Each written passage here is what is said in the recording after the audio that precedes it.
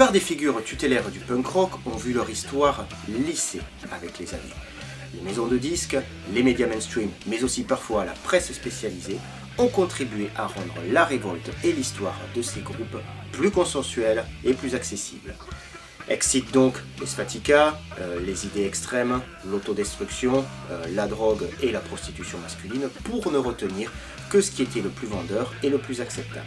C'est arrivé aux Sex Pistols, c'est arrivé aux Ramones, c'est arrivé aux Clash, ça a permis de vendre toujours plus de disques et toujours plus de t-shirts. Mais s'il y a bien un artiste avec lequel il est absolument impossible de lisser l'histoire, sinon ça revient tout simplement à ne pas la raconter, c'est bien Jesus Christ. Oui, Jesus Christ Allin, plus connu sous le nom de Gigi Allin, probablement l'artiste le plus controversé que le punk rock ait connu. Et pour bien comprendre pourquoi Gigi Allin n'aura jamais la notoriété d'un Johnny Rotten ou d'un Johnny Ramone, il suffit de lire certains de ses lyrics. D'ailleurs, si je traduisais certains d'entre eux et que je les faisais défiler dans cette vidéo, à coup sûr, elles ne feraient pas long feu sur YouTube. On peut voir ensuite certaines archives de ces vidéos live.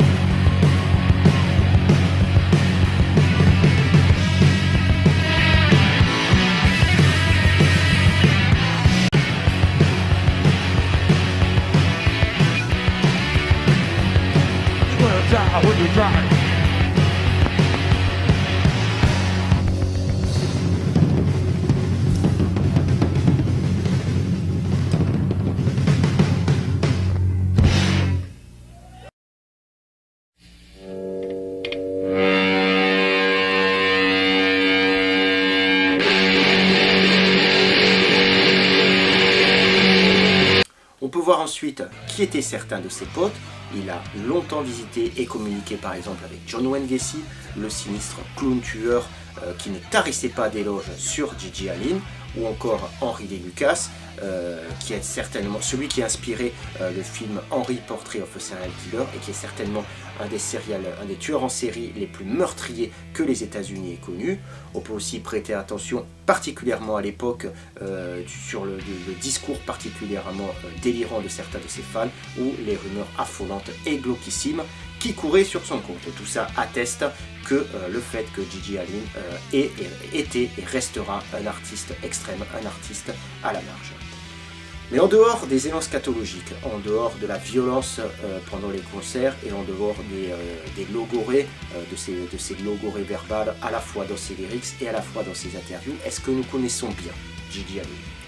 En fait, c'est une question rhétorique, tout ça juste pour vous présenter ce super bouquin, le tout premier bouquin en français sorti sur Gigi Allin, Antéchrist de l'extrême, sorti il y a quelques semaines aux éditions Camion Blanc et écrit par Adeline Wall et Pierre Avril, donc un livre à 4 mains. Pierre Avril, c'est un mélomane, un amateur de punk, de métal et de musique extrême depuis de longues années.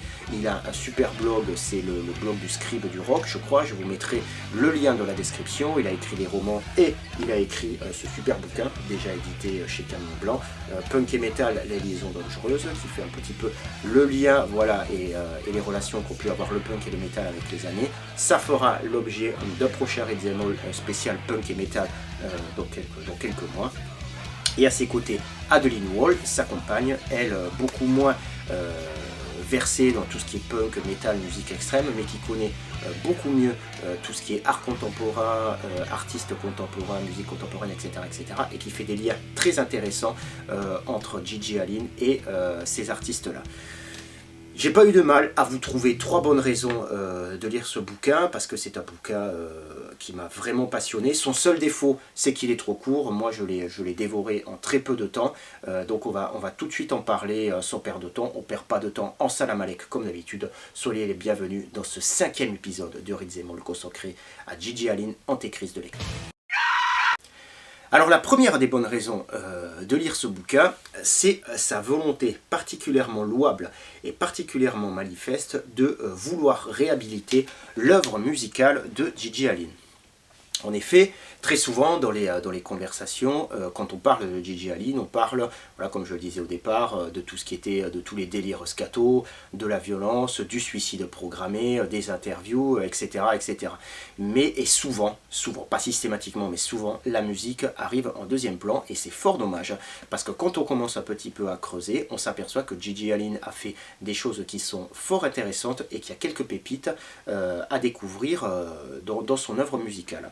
Donc ce qu'il a fait, Pierre Avril, il a pris toute la discographie de Gigi Allen, qui est un foutoir incommensurable. Il a pris les albums officiels, les bootlegs, les rééditions, les compilations, et il a fait, voilà, comme ça, une étude un peu exhaustive de l'œuvre de Gigi Allen. Alors à ses débuts, on voit que effectivement tout ça c'est lié bien sûr avec la biographie, des éléments biographiques de la vie de Gigi Allen évidemment.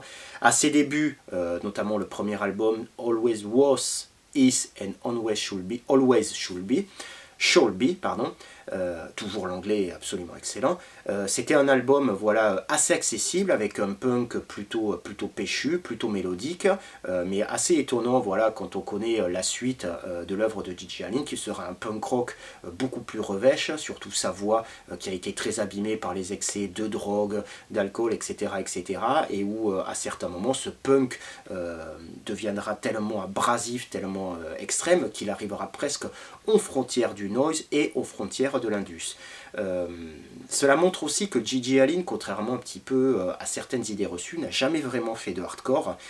Il n'aimait pas le hardcore et il détestait le métal. Donc il sera toujours plus ou moins resté dans ce punk rock, un punk rock, voilà, comme je disais, toujours garage, cradingue, assez mal joué, mais plein d'idées, plein d'énergie et surtout plein de fiel. Et ce qu'il y a d'étonnant aussi, quand on ne connaît pas bien Gigi Allen, c'est qu'il a fait de la country.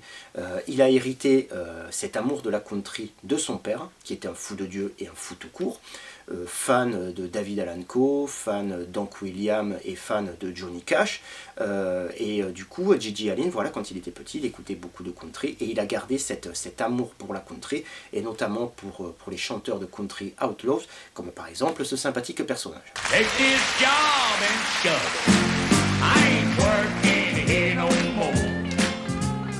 Prends ce job et torche-toi avec. Donc de Johnny Paycheck, un chanteur de country qui avait intitulé un de ses albums Armée et Fou Allié. Donc typiquement ce genre de chanteur country qui était en dehors du circuit de Nashville, qui faisait des chansons avec des lyrics qui étaient très éloignés de ce qu'on peut imaginer du circuit commercial de la country, et des mecs qui se droguaient, qui se battaient. Ils avaient souvent des histoires avec des armes à feu, qui menaient vraiment une vie rebelle et une vie d'hors la loi, et c'est certainement ça qui a attiré, voilà, Gigi Allen dans tout ça, lui qui très rapidement au début de sa carrière s'est plaint et a dénoncé la compromission de nombreux artistes de punk, en tout cas les pionniers, comme je le disais au départ, les Sex Pistols, les Ramones et d'autres qui ont cédé à un certain nombre de compromis et qui au final, selon Gigi Allen, ont perdu complètement, voilà, leur raison d'être et tout leur intérêt.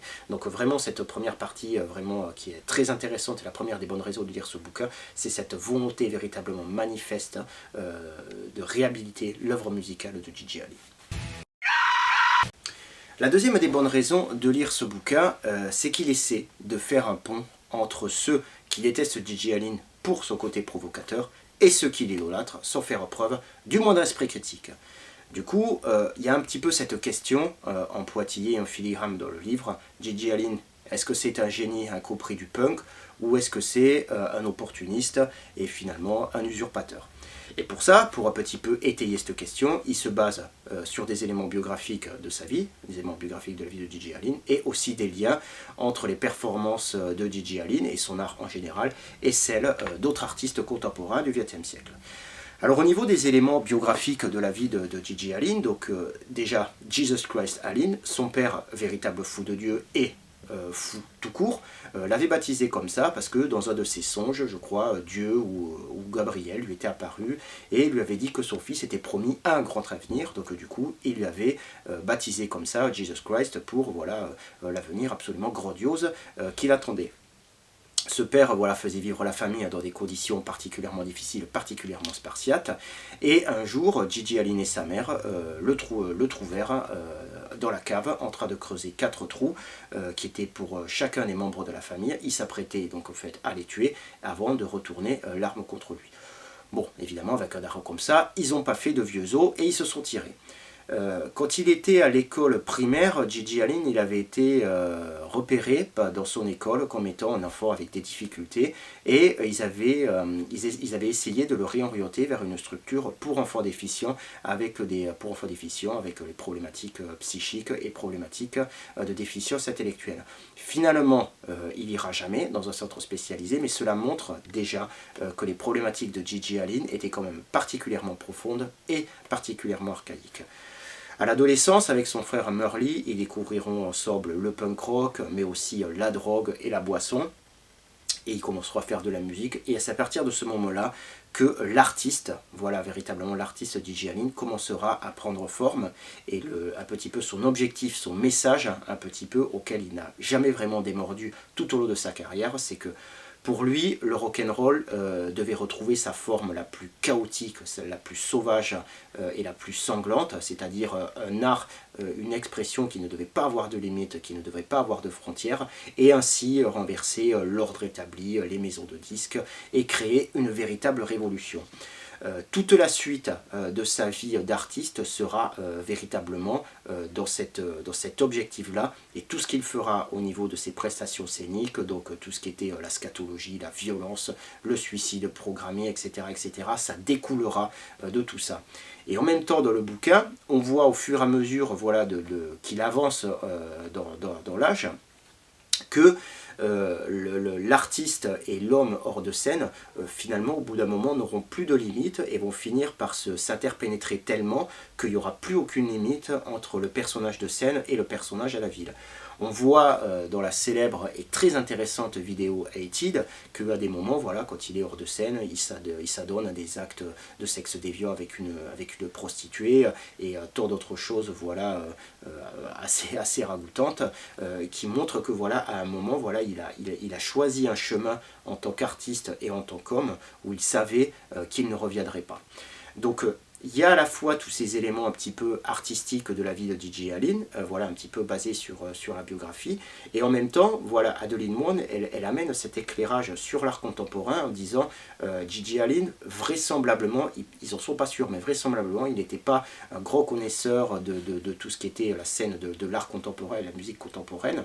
Et ce qu'il y a d'assez intéressant, c'est que quand elle fait des liens entre des personnes comme Jean-Louis Coste, comme Whitehouse ou comme des performeurs d'art corporel, ben elle montre qu'il y a vraiment des similitudes entre ce que faisait Gigi Allin et ce que faisaient ces artistes vraiment très connus et reconnus de l'art contemporain. Donc ça montre un petit peu que finalement Gigi Allin, sous ses dehors un petit peu voilà, complètement d'artistes que certains n'hésitent pas à dire d'artistes de merde, mais finalement il rejoint certains grands artistes de l'art contemporain au niveau de ce qu'ils ont pu faire. Donc du coup ça amène du corps, mine de rien, au travail artistique qu'a pu faire Gigi Allin. Et au fur et à mesure que le livre voilà, amène ces éléments analytiques, ben, on s'aperçoit que l'avis qu'on peut avoir, il est de moins en moins tranché, que Gigi Allin apparaît de plus en plus comme un individu complexe qui était vraiment traversé par des idées qui étaient complètement différentes les unes des autres, complètement à des moments incohérentes, et donc on voit de plus en plus que c'était un individu vraiment très difficile à cerner. Il a quand même travaillé avec des personnes comme Didier Ramon ou comme Wayne Kramer, qui ne sont pas non plus les derniers des blaireaux. Donc quand même, il avait attiré auprès de lui des grands artistes. Et donc ça montre voilà, un petit peu la complexité du personnage de Gigi Allin. Et donc c'est vraiment une des très bonnes raisons de lire ce bouquin, c'est que il assume son côté fan de Gigi Allin en tant qu'artiste, mais qu'aussi ils ne sont pas complètement aveugles dans l'analyse et qu'ils apportent des éléments un petit peu pour qu'on puisse étayer et analyser tout ça de la façon la plus pertinente possible. Et enfin, la troisième des bonnes raisons de lire ce bouquin, c'est qu'il parle de l'héritage musical de Gigi Allin, de la trace qu'il a laissée, sans mauvais jeu de mots, des musiciens qu'il a influencés, ceux qui revendiquent son influence, etc. etc. Alors, il y a tout un passage qui est consacré, voilà, notamment à l'influence revendiquée de certains artistes de black metal. Alors, il parle de... il y a Watain qui a repris un de ses morceaux, Forgotten Tombs, Toki, El Militia, Grand Bouc Noir, et plein d'autres que j'oublie. Et ce lien qu'il y a un petit peu, voilà, fait ces reprises qui sont vraiment pour la plupart extrêmement réussies, qui traduisent non seulement l'état d'esprit originel des morceaux de Gigi Alin et qui lui rajoutent en plus quelque chose de sombre, de noir, de diabolique et de violent. Et on voit combien le black metal et l'œuvre de Gigi Alin se marient quand même particulièrement bien. Ce qui peut un petit peu étonner, voilà, ce qui pourrait peut-être étonner Gigi Alin qui lui détestait le métal, mais en tout cas on voit qu'il y a vraiment une cohérence entre le black metal et l'œuvre de Gigi Alin. Il y a d'autres artistes, ça parle d'Anal Kunt, Hank Williams III, Mike Patton. Il y a des choses qui ne sont pas du tout étonnantes, on n'est pas du tout étonné de voir certains artistes qui revendiquent l'influence de Gigi Alin, d'autres ça l'est un peu plus. Et à certains moments, on voit voilà, que il a influencé un panorama d'artistes finalement assez large, partant voilà, de la musique la plus extrême à des musiques complètement étrangères, au punk, au metal ou au hardcore. À un moment, Pierre Avril, lorsqu'il parle, parce que lui c'est un fondu de black metal aussi, donc il assiste pas mal sur certains groupes de black metal qui ont repris Gigi Alin, et il dit finalement Gigi Alin n'aura pas été aussi loin de la provocation que certains artistes de black metal, avec notamment voilà, les faits divers en Scandinavie, les assassinats, les meurtres, etc. etc. Et en fait, je me suis fait cette réflexion, je me suis dit finalement, Gigi Alin dans le panorama de provocation qu'il peut faire, il peut provoquer les gens qui sont le plus à gauche, tout ce qui est les personnes qui sont le plus progressistes, voilà, libertaires, etc., etc., parce qu'il pouvait avoir des paroles, des passages de ces paroles assez racistes, donc il y a beaucoup de choses sur le sexe déviant, enfin, il pouvait vraiment choquer les personnes à gauche, mais il pouvait aller jusqu'à l'autre extrême, jusqu'à la droite, voire l'extrême droite. Au début du documentaire, je ne sais plus si c'est au début, mais dans le documentaire Hated, on voit un de ses fans masculins en train de lui faire une turlute.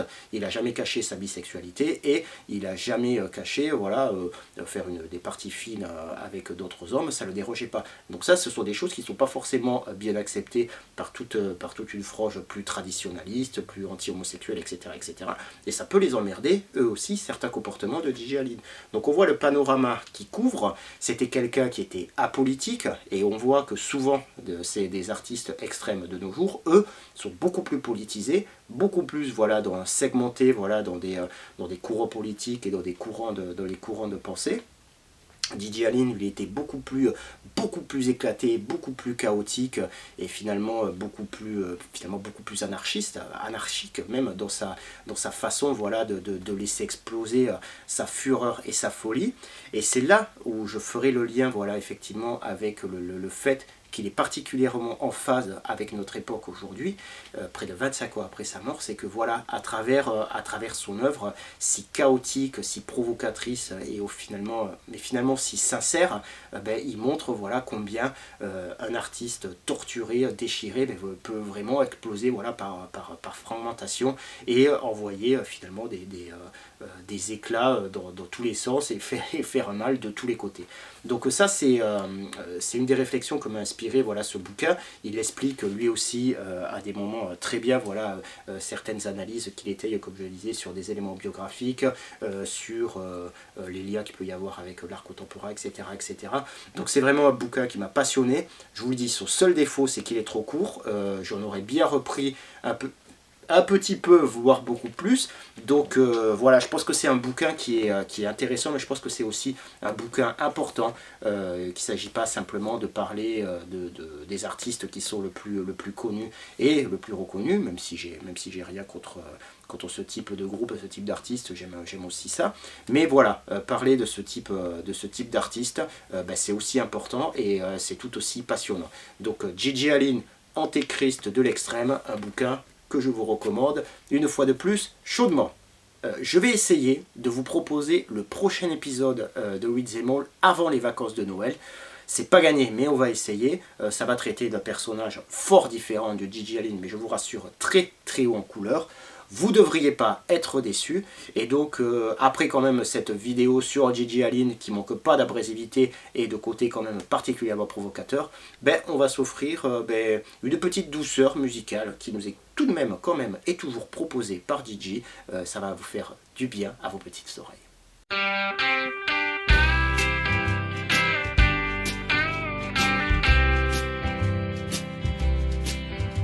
As gray as a monarch, the moments I pass. The whiskey bottle is my globe, and the specter